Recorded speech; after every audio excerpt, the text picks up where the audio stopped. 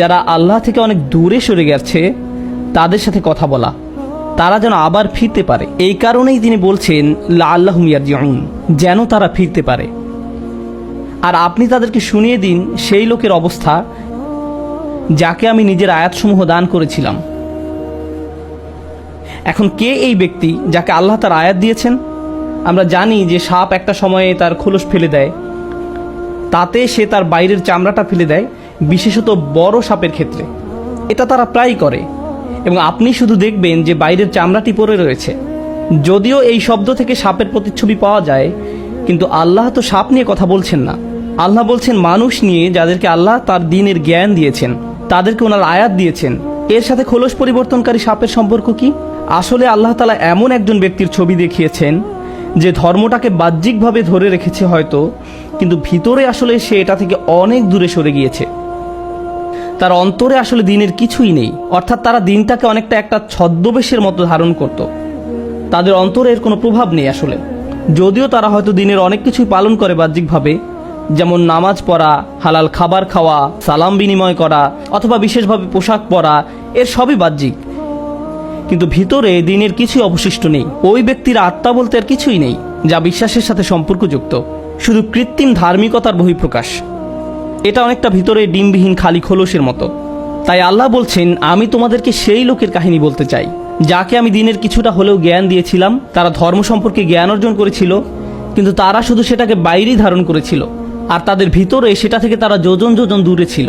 তাই তাদেরকে দেখে হয়তো মনে হয় তারা অনেক বড় মুসলিম, তারা দ্বীনের ব্যাপারে সচেতন, নিয়মিত দ্বীন পালন করে ইত্যাদি, কিন্তু তাদের ভিতরে আসলে কিছুই নেই। কি ভীতিকর একটা ব্যাপার। ফানসালাখা মিনহা। এখন চলুন এটার বিভিন্ন পর্যায় নিয়ে আলোচনা করি।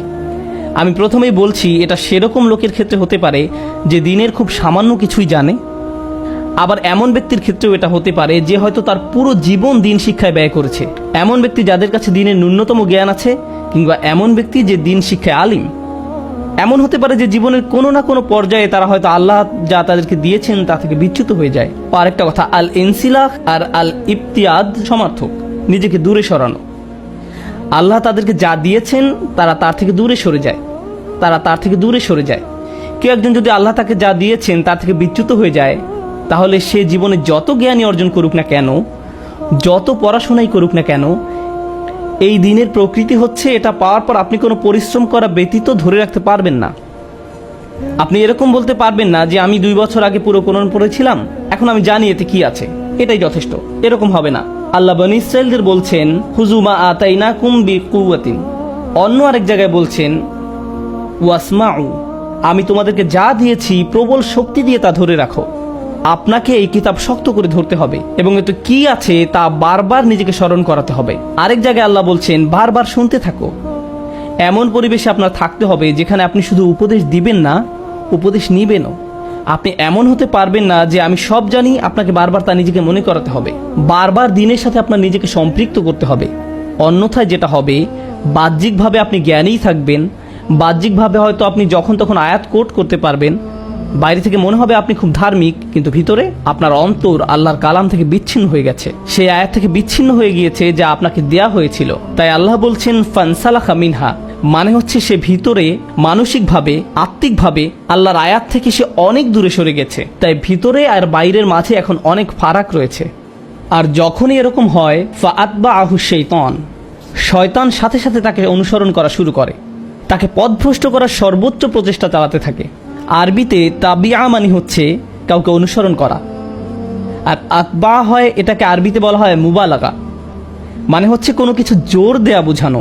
আর অর্থ দ্বারায় সে তাকে প্রতি পদে পদে অনুসরণ করে, একটা সেকেন্ডও এমন যায় না যে শয়তান তাকে ছাড়ে। এখানে শয়তান সম্পর্কে একটা জিনিস জানতে পারছি যে এমন ব্যক্তি যে আল্লাহর দিকে এগিয়ে এসেছিল, যাকে আল্লাহ আয়াত দিয়েছিলেন, যখন সে আল্লাহ থেকে দূরে সরতে থাকে, শয়তান সুযোগ দেখতে পায় এবং সে তার পেছনে উঠে পড়ে লাগে। সেই লোকই হয়ে পড়ে তার প্রধান প্রজেক্ট, সে সব কিছু ছেড়ে আপনার পেছনে লাগে। এটাই ফাতবাহু শাইতান। তাই শয়তান তাকে প্রতিনিয়ত এ ব্যাপারে উৎসাহ দিতে থাকবে। আর যেটা হবে, শয়তান তাকে যখন ওয়াসওয়াসা করতে থাকবে, সেটা আল্লাহর আয়াতের ঠিক বিপরীত। আল্লাহ এই ব্যক্তিকে ন্যায় অন্যায়ের পার্থক্য করতে শিখিয়েছিলেন, তাকে বিনয়ী, ভদ্র, দয়ালু এবং ন্যায় অন্যায়ের পার্থক্য করতে শিখিয়েছিলেন। কিন্তু শয়তান তাকে অনুপ্রেরণা দেওয়া শুরু করে, তখন সে চায় ওই ব্যক্তি তাকে অনুসরণ করুক এবং সে ওই ব্যক্তি এবং আল্লাহর আয়াতের মাঝে দূরত্ব তৈরি করে দেয়। আল্লাহর অবাধ্যতা করাকে তার কাছে সৌন্দর্যমণ্ডিত করে তুলবে। শয়তান তাদের কাজ তাদের নিকট সুন্দর করে তুলবে। আর যখনই সে এটা শুরু করে তখন কি হয়? আল্লাহ বলছেন ফাকানা মিনাল গাওয়িন, ফাকানা মিনাল গাওয়িন, ফলে সে পথভ্রষ্টদের অন্তর্ভুক্ত হয়ে পড়েছে।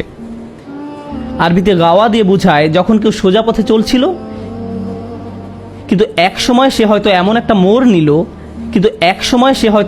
মোড় নিল যাতে সে একদমই পথ ভুলে চলে গেল।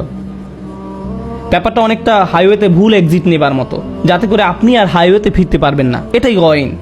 আল্লাহ এখানে খুবই ভীতিকর একটা পরিস্থিতির বর্ণনা দিয়েছেন। এই আলোচনায় শয়তানের টার্গেট এ ধরনের লোক নয় যারা আল্লাহকে ভুলে গেছে বা অবিশ্বাস করে।